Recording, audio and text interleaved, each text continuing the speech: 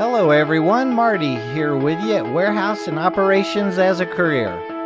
Today I'd like to get caught up on a few questions we've received over the last couple of weeks. I love all the interest in our episodes and the thoughts generated here the last couple of months.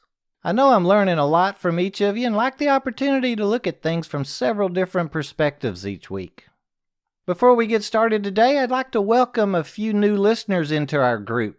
Last week, let's see who we got. We had Texas, California, Pennsylvania, Kentucky, and Utah round out the top 5 here in the States. And I'd like to thank our new listeners in Germany, Philippines, the United Kingdom, and Israel for joining in on our episode last week. And all y'all check out our feeds on Facebook and Twitter. Like our page if you have a moment and follow us on Twitter. You can find us at the little @ WHSEANDOPS. Okay, let's see. So our first question today, let's start with kind of a hard one for me at least. Why do you feel it's important I get noticed and want to be a manager? You know, every job in the warehouse and transportation or operations world is really an important one. I feel each of us, as we'll probably be needing to work the rest of our lives, should really enjoy what we're doing, really enjoy getting up before our shifts each day, and look forward to going in and accomplishing our goals and duties. If our motivation is and our pride comes from keeping the most organized and clean warehouse there is for our inbound and outbound associates, make sure any and all of our industry's regulatory and standards are met, and we learn to be the best at sanitation, then I feel that's the most important position in the building for us. As I've mentioned before, some of my closest friends are order selectors and forklift drivers, been doing it really all their working lives and really love what they do. I feel if you like what you do, kind of live for doing it, then you have a great career, and that's what, us here at WAOC are really all about. Any position can be your career. I personally think it's great if you found the perfect position and job that gives you that passion to work towards each week. We here at WAOC enjoy talking about every job in our industry and just kind of, discuss the topics and thoughts that we run into or that we're asked about. I hope that answers the question, and I hope none of us feels like we have to take on or do anything in our career-wise that we don't really enjoy and love to do. Okay, here's another one real quick. I've been driving a counterbalance forklift for over 15 years, and my company is redoing the warehouse, changing the aisles up, and I'm being told we'll be using something called a narrow aisle stand-up reach lift. Are they hard to learn or that much different than what I've done all my life? They are a bit different. They drive differently and placing product feels a little differently, but there's no reason to stress about it. I really feel 90% of being a forklift operator is the safety practices. You've been doing it for 15 years now. You know the walkway areas, what and where all the employees will be working.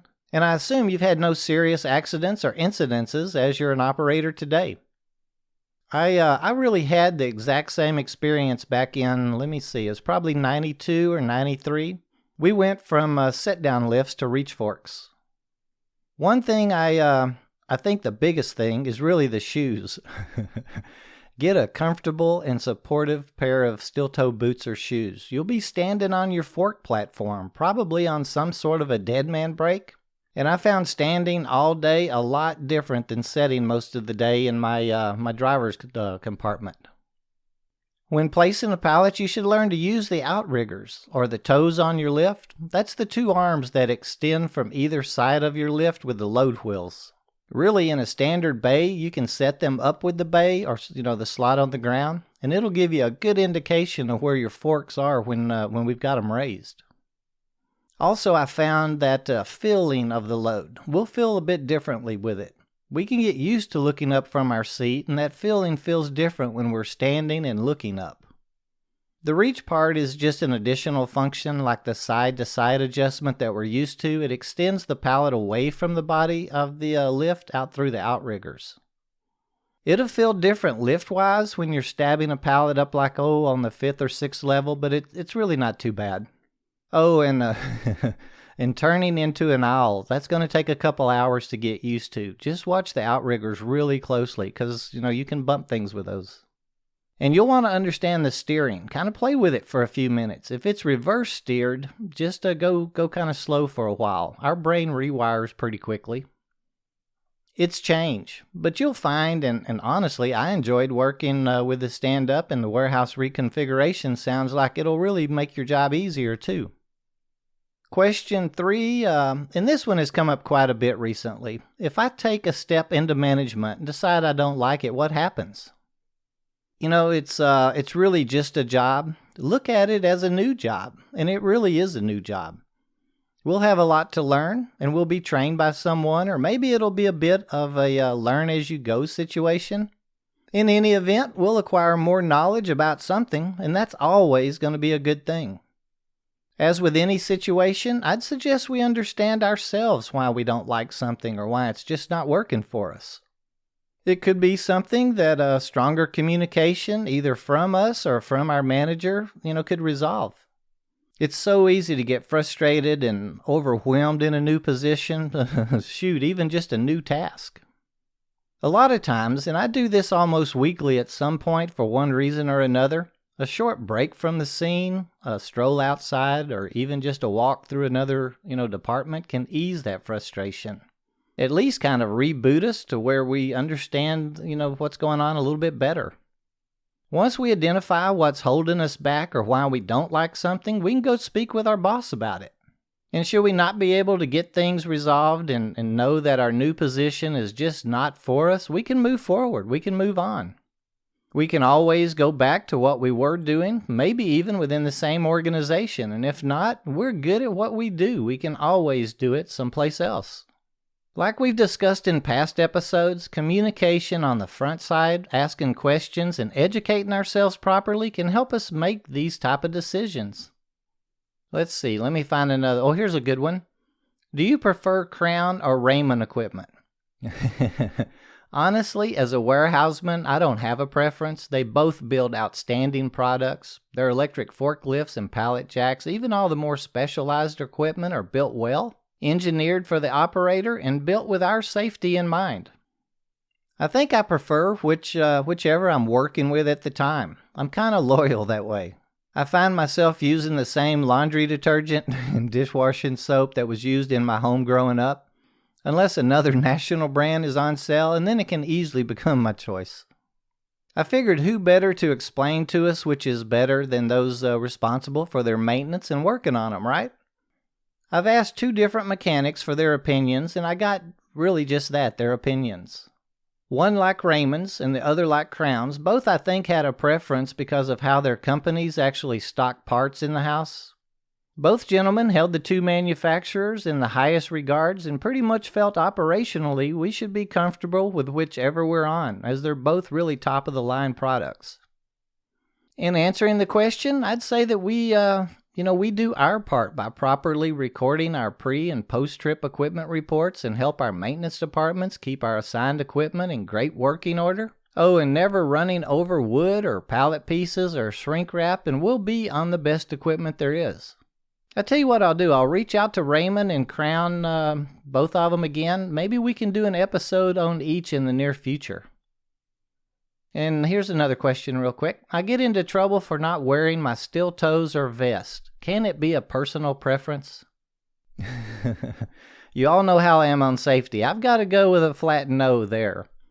It's always a good idea to follow any direction given, and where safety is involved, it's going to be for our own good. If you're around pallets or any type of equipment at some point in your career, you'll be thankful that you had on a good pair of work boots or a pair of steel-toe shoes, and a safety vest is always a good idea. That's probably why so many companies are requiring their use now. And it could be for insurance purposes or state or federal regulations also. I hope we all understand how important our PPEs are, from boots, vests, what else is there? Eyewear, respirators, or even hard hats. Wear them. It's to protect ourselves, our co-workers, and our companies. Let me see. I think we have time for maybe one more. Here's a good one about order selecting. A gentleman states, I've been order selecting for about 3 months now, and I'm doing okay, but I need to go faster. How do those guys pull 80 more cases an hour than I am? I'm killing myself out there.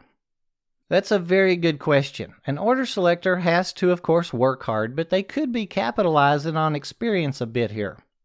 As order selectors, we have to remember we're racing the clock. It's all about minutes and cases. 60 cases an hour is 1 case a minute. 120 cases an hour is 2 cases a minute, or a case selected every 30 seconds. 180 cases an hour is 3 cases pulled each minute. We can't control our travel time between the slots, or the orders that the customers ordered, that we're pulling, so we have to, in many instances, work smarter, not harder. Think about things like when we're stacking our pallets properly, we're saving seconds and minutes. If we have to rehandle a case once it's placed on our pallet, it'll cost us time. Now, sometimes that can't be avoided due to weight or crushability issues, but it will cost us time, so we have to learn and remember those cases so we can think ahead next time and plan for them. If we stack poorly and have to stop to pick up a fallen case, we've lost that time against our productivity. Another thing to note, knowing our aisles, how to skip different aisles or not have to drive down one that we don't have a pick, somewhere in the aisle, that saves a tremendous amount of time. Another big time saver is not socializing during our batch. That can save us some time in avoiding things like bottlenecks or blocked aisles. That's going to shave time off of our clock as well. Making sure we know where to drop our completed pallet off at or, stage it and taking the shortest path possible, that's going to be a time saver as well. All those points really involve planning, not working harder at all.